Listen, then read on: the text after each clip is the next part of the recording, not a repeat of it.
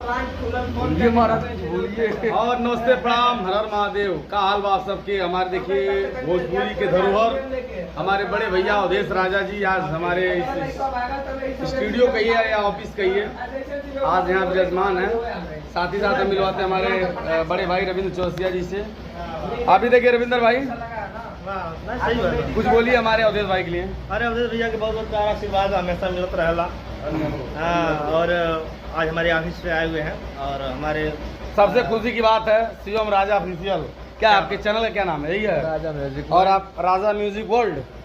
और देखिए हमारे राजा भाई आए हुए हैं, जो इनका पता है कप्तानगंज में बहुत ही खूबसूरत स्टूडियो है। अपना एड्रेस बताइए ऑडियंस को। नमस्ते, प्रणाम, स्वागत है आप सभी का एक नए वीडियो में। ये हमारे बड़े भैया नागेंद्र उजाला जी हैं और हम लोग आए हैं बेला काटा, जो कि माँ शारदा ग्रुप के बैनर तले।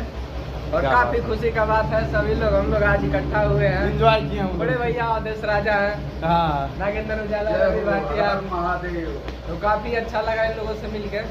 ऐसे ही आप लोग प्यार बस। आशीर्वाद बनाए और रखिए। जिनको भी रिकॉर्डिंग कराना है भैया, कॉन्टेक्ट नंबर मैं डिस्क्रिप्शन में डाल दूंगा, आप लोग संपर्क करिएगा।